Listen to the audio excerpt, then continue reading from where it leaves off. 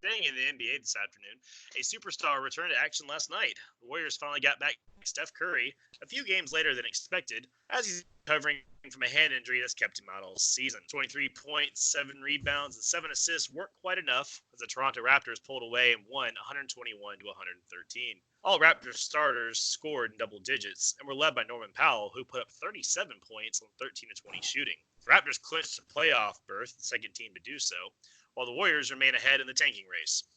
All right, Jay, on a scale of 1 to 10, with 10 being the highest, rate Steph Curry's performance last night.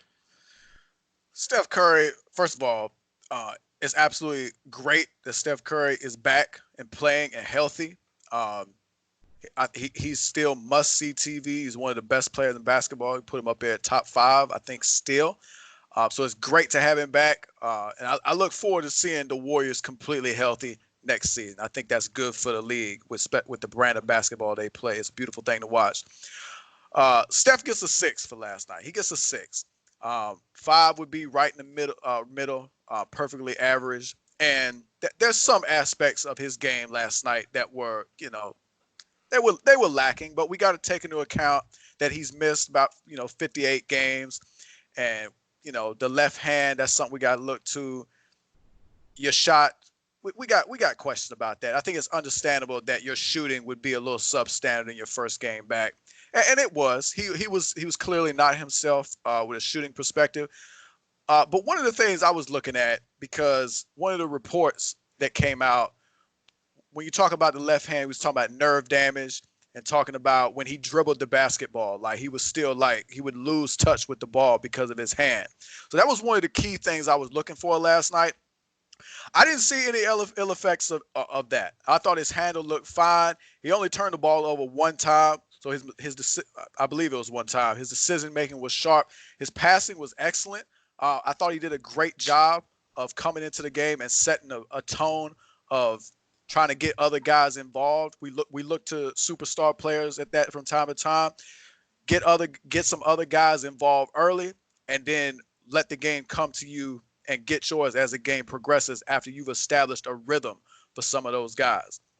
We also got to consider the guys that he's playing with. You know, Klay Thompson, Draymond Green's missing time with a knee. Looney was not there last night, but you did have Andrew Wiggins. I like the way those guys play together. The effect of Steph Curry, the overall effect, and that includes the crowd. I talked about it when we were anticipating his return. That was a big deal to me and that was one of the reasons I thought he should return if he's fully healthy. Give these fans who have been so great the past several years and supported you in such a great way at the Oracle. Give these fans something in this new arena, because Lord knows it's been a difficult season out there. So that was a big thing. The crowd was definitely into it. They were hyped. He got some MVP chance when he went to the free throw line. I really liked he took a lot of threes last night, but there were also moments when he was driving the lane. He was aggressive. He took some falls, and he bounced up every time. So that was a positive thing to see. And just the overall impact and, the overall energy of the building, the energy of his teammates. There was a little bit, they had a little bit more juice when he was on the floor. The ball movement was better. The cutting action, the screening, just everything was better. But I can't rate him too high, because you got 3 for 12 from 3. That's just not acceptable for Steph Curry, as we know. But I'm not concerned. I'm encouraged by what I saw last night. Again, I think it's great for the league that he's back. And in the big picture, we look at the Warriors next year, and it's my expectation that we'll see Steph, Wiggins, Draymond, and Klay, and then we'll just throw Looney at the 5 for right now for the sake of argument. There's some guys on this team that I saw last night. They're worthy of some, being some rotation guys next year coming off the bench. Eric Pascal, right, this is a guy who can come off the bench and just get buckets. And he, 16 points last night, got a great mid-range and can post up a little bit. Marquise Chris, I like what he brought to the game last night, 17 and 12 for him. Damian Lee had a great game until the very end, had some missed a couple free throws and had some good 3-point looks late that kind of let the game get away. But I mean, those are 3 guys, and I would go so far as to throw Jordan Poole in there as well. as bad as they've looked all season, we got to consider these are NBA players. They're just playing above their weight class, so to speak. They're out of their roles. These are guys that should be. They've just been pressed into roles that don't make sense for them. They're all out there starting. It don't make a lot of sense. The team's been decimated by injuries, but they got some guys on that roster that we saw last night. They can play in this league, and it's going to be interesting to see how Golden State utilizes and fills out that roster next year around those stars that'll be back next year with Steph Curry. Yeah, can't disagree with Jay on this. 5'6" range, the performance, and listen, you guys know how I grade when a player coming for his first game in a while. You ain't getting much from me unless you come out here and drop like a 50 burger in your first game. Like, so when you come back and listen, Steph wasn't terrible, but like you said, 3 for 12. Hey man, you known for dropping them buckets from the parking lot. So if you don't drop them from the parking lot, I'm a little unimpressed. He did go 8 for 8 from the free throw line. You gave 7 and 7. All right, cool. I did think, however, like you talked about the others that's playing above their weight class, I thought he gave them a little more pride about themselves. Take Andrew Wiggins out because he's been considered at one point, a higher level player, but Lee, Chris, and Pascal. I thought they played like this is the first time in a while that they got to play with a superstar. Because Draymond Green, give me whatever sauce you're gonna give me, but yeah, okay. So this is the first time that these guys have been able to play with a superstar. And if you want to throw Andrew Wiggins in there and say Karl Towns is not really a superstar or Jimmy Butler, okay. But like you said, Steph Curry is a top 5 player in today's NBA. So he's a superstar. Therefore, these young Thundercats get on the court, get to, play with one of the top guys in the game and see how it feels for a change. Once again, you mentioned the crowd. This probably the loudest that crowd got in quite a while, right? And now they get to know what it feels like to play a quality opponent with the crowd roaring and having a good time. I thought it was a good learning experience for those guys. Now, I just want to say one thing. You brought up Marquise Chris. I think he will be the starting center over Looney next year. He gives them a little more flexibility at that 5 than Looney does. I like what Looney, what he can do, but he kind of slow. He could be stuck in the mud at times. And I like what I've seen out of Marquise Chris. He can move those feet. And, let's be real here. As good as Golden State was on offense, we had to respect them on the defense side of the ball. And you need your 5 to be able to move his feet. So I think he will elevate to a starting role as well. And I don't want to undermine the team that they played. Listen, this is Toronto Raptors, a veteran-laden team led by Pascal Siakam. But look, evidently, Powell came to play last night. He dropped 37. And when you're getting productivity out of what? Arguably your 3rd best player, 4th best player, depending on the night that you're watching Toronto, when you're getting that out of them, listen, they're very hard to beat, especially when you only got one superstar worth talking about on your team, like that's playing. So, this team, they're not Chum Bucket, but they're not, Krabby Patties either. So you take it for what it's worth. They will be a top echelon Eastern Conference team. They won't win it, but they'll be in the mix somewhere. Bar Soap out there, he dropped 26. I mean Kyle Lowry, my bad. He dropped 26. He had his 10 assists, and he showed up. But look, Pascal Siakam, you the number 1 guy now. Hey, like a number 1 guy. We forgot how to shoot threes, huh? Oh, okay, all right, yeah. I see you, Pascal. I got that money, baby. What you gonna do to me? All right, I see you out there, Pascal. Being the number 1 a little harder than you thought, huh? You seen Kawhi Leonard going through it last year. You like, I can do that. I could be the number 1 guy. Yeah, it's a little harder. Keep on. When you start pissing off them Toronto fans, there ain't no going back. They're the nicest fans in the world, evidently. So they tell you, piss them off. We ain't no going back, buddy.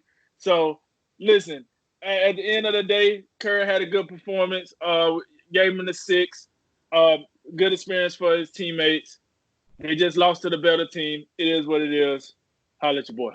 Yeah, let me jump back in and piggyback off some of the points you made.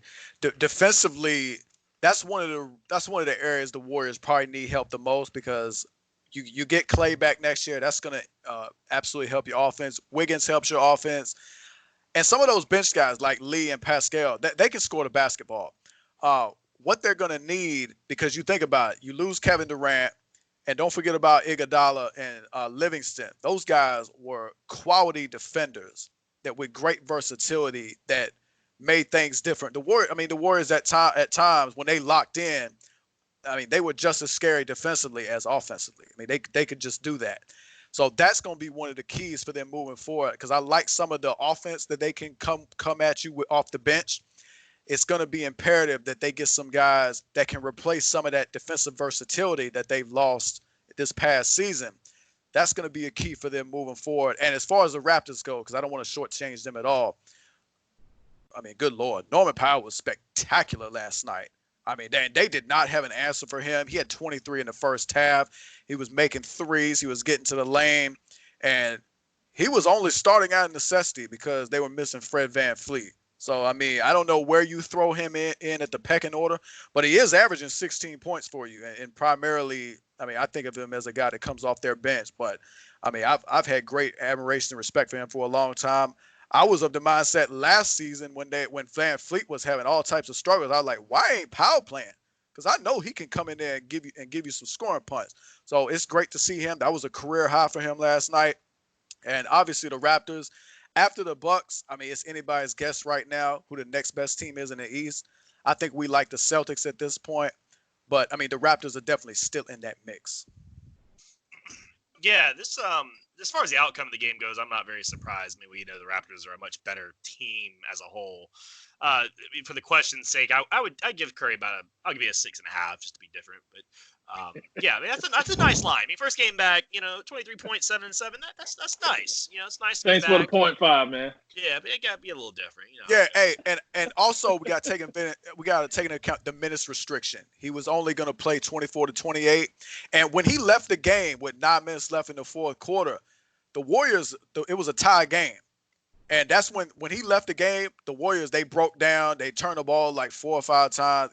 And that's where they really lost the game. But if Curry had played like a full load of minutes, that could have been – it don't matter because obviously they out the playoffs. They have been for I don't know how long it's been. But, I mean, even last night against a quality Eastern Conference team, they're going to be back. Yeah, I'm not too worried about it for them next year. Like y'all said, the injuries are going to heal up and you're going to get a lot of this team back.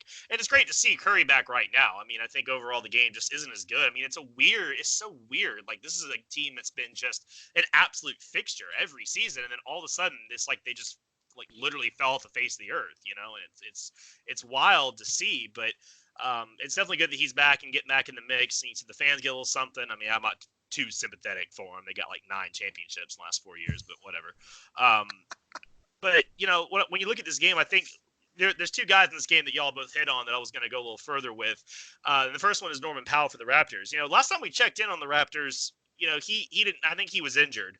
And then if we remember back to the finals, you're saying he's a guy that didn't play a whole lot. He was basically a rotational guy on a championship team. Guy come in, give you a spark, do a little bit here and there. Maybe in the middle of the season, he gets your team over a couple games. But like, no one ever really thinks of him as like a real guy that's really coming into it. But he's really picked it up this year. This is from the Raptors SB Nation site. Some of these numbers. He's averaged. After his first injury, the shoulder injury he had, because he's had 2 bouts of injuries this year, he averaged 20.1 points on 52, 40, 86 on his slash lines. And then since he's come back from his hand injury, he's averaging 27 points on 54, 36, 85. So 3-point efficiency is a little down, but that's like, wow. He's shooting 68% at the rim. He's finishing a lot better at that area of his game, where before he was trying to go for like a lot more fancy stuff, and he's kind of trying to clean that up, and he's still shooting well. And, in the absence of Kawhi, he's a guy that's really stepped up for the Raptors, and as many guys have on the squad. And is he going to score 37 every night? No. But it's interesting that Nurse and the Raptors have really allowed guys like him to kind of flourish and elevate their game multiple times. Like we saw Siakam, he took that big step, and we thought, okay, well, that's probably where he's going to stay. But then he's kind of taking that next step this year for the most part. If you look at the whole season of work, not just last night, and you think, okay, well, they're doing that with more than just one player. So that's pretty amazing. And like y'all mentioned too with Eric Pascal, like he didn't have the game Powell did, but he's probably been overlooked on this Warriors squad. You know, another guy that you just don't ever think of. But another second rounder, rookie from Villanova, he's having a nice campaign. 13.8 points per game, 4.7 rebounds, 2 assists. He's averaged 20.6 in his last 5. Now the efficiency is not there yet, and there's definitely about 100 things he could improve on, right? But it's going to be fun to see when the Warriors get back. One thing I'm looking at is with Draymond Green, and his price and the production's continuing to slide a little bit. And this is a year you thought, well, maybe Draymond will kind of get some of his scoring, groove back with other guys hurt, and he really didn't. Now he's hurt too, in and out. If the Warriors are making some free agency moves and there is salary cap to be cut, could Pascal ultimately replace Green if they decide, when these guys get back? I mean, is this a guy you think he's about Draymond's size? He's a little bit heavier. If he can develop a more well-rounded game and be like the next Draymond, could it be somewhere the Warriors go? I mean, that's another discussion for the other day, but it's going to be fun to see. So some of these guys on the Warriors, like y'all said, they're not just some bums that they're just keeping around until the season's over and they're all getting booted. I mean, these guys, they're going to have to play next year. And it's interesting to see that Kerr is taking the season to really develop some of these guys versus going, it's a wash, whatever, who cares? So good on him. And we always question his coaching ability, but despite the record, I think he's definitely earning his chops and earning his paycheck this year.